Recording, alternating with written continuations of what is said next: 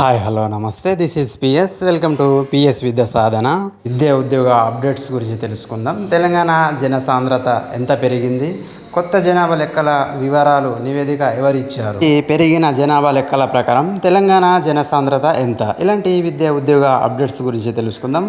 మీరు కనుక ఇప్పుడే మన ఛానల్ను చూస్తున్నట్లయితే లైక్ చేయండి, షేర్ చేయండి, మీ మీకు తెలియజేయండి. ఈ వీడియోకి ఒక లైక్ ఇచ్చి మీ అభిప్రాయాన్ని తెలియజేయండి. మరి వీడియోలోకి వెళ్తే 2011 జనాభా లెక్కల ప్రకారం తెలంగాణ జనసాంద్రత 307. మరి తెలంగాణ జనసాంద్రత 386.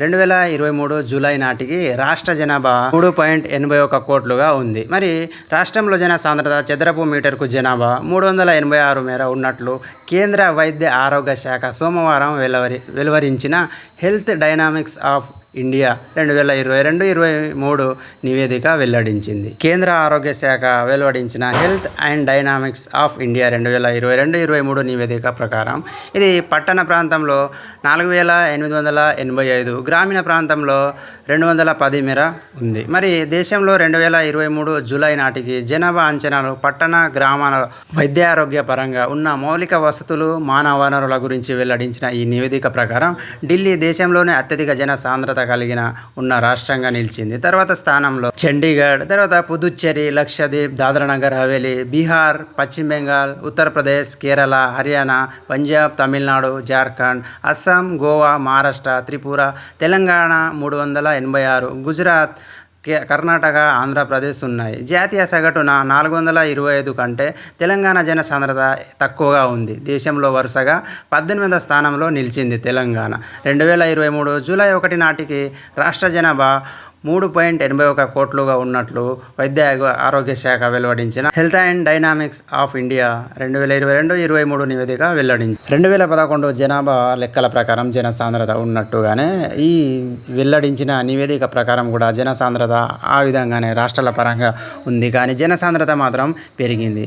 ఈ పెరిగిన జనసాంద్రతను రాష్ట్రాల పరంగా చూసుకున్నట్లయితే పశ్చిమ బెంగాల్ మొదటి స్థానంలో, బీహార్ మొదటి స్థానంలో, పశ్చిమ బెంగాల్ తర్వాత ఉత్తరప్రదేశ్, కేరళ, హర్యానా ఇలా నాలుగు వరుస స్థానాలు ఉన్నాయి. తెలంగాణ 386 జనసాంద్రతతో 18వ స్థానంలో ఉంది. 2011 జనసాంద్రత చూసుకున్నట్లయితే 307గా ఉంది. మరి దీన్ని మధ్య ఎంత పెరిగిందంటే పెరిగిన జనసాంద్రత 79గా మనం చూడాలి. ఇటీవలే మూడవసారి ప్రధానమంత్రిగా ఎన్నికై విదేశీ పర్యటనగా వెళ్ళిన మొదటి దేశం రష్యా దేశంలో భారత నూతన రాయబారిగా ఎవరు నియమితులయ్యారంటే వినయ్ కుమార్ అని చూడవచ్చు మనం.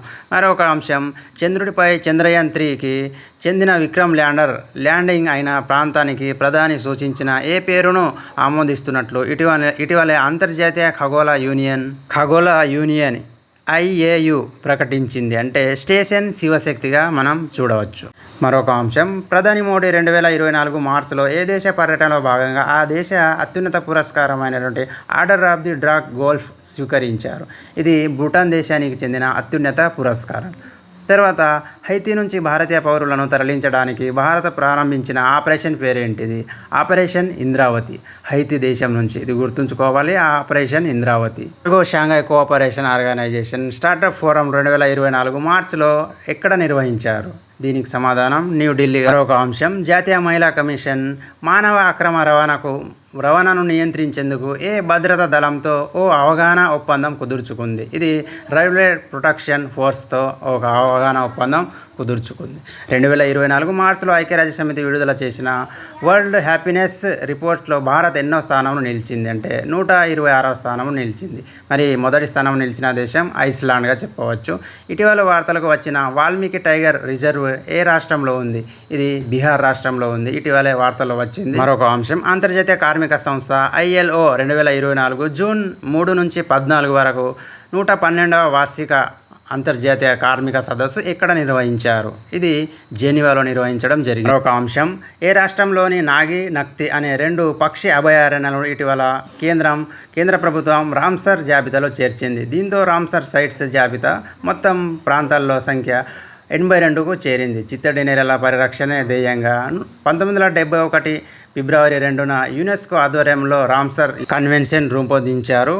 నాగి నక్తి అనే 2 పక్షి అభయారణ్యాలు ఎక్కడ అంటే ఏ రాష్ట్రంలో అంటే బీహార్ రాష్ట్రంలో గుర్తించడం జరిగింది. మరొకటి క్రీడలకు సంబంధించిన అంశం. ప్రో కబడ్డీ 11వ సీజన్ నగరం మోగింది. అక్టోబర్ 18న హైదరాబాద్లో ప్రో కబడ్డీ లీగ్ 11వ సీజన్ ప్రారంభం కానుంది. తెలుగు టైటాన్స్ బెంగళూరు బుల్స్ మధ్య ఆరంభం మ్యాచ్తో సీజన్ ప్రారంభం కానుంది. మరి అక్టోబర్ 18 నుంచి నవంబర్ 9 వరకు హైదరాబాద్, నవంబర్ 10 నుంచి డిసెంబర్ 1 వరకు నోయిడా, డిసెంబర్ 3 నుంచి డిసెంబర్ 24 వరకు ప్రో కబడ్డీ లీగ్ 11వ సీజన్ షెడ్యూల్ విడుదల చేశారు. ఈ మొదటి match Telugu Titans versus Bengaluru మధ్య జరగబోతుంది. ఇవి విద్యా, ఉద్యోగ, కరెంట్ అఫైర్స్కి సంబంధించిన క్రీడలకు సంబంధించిన కొన్ని ముఖ్యమైన అంశాలు.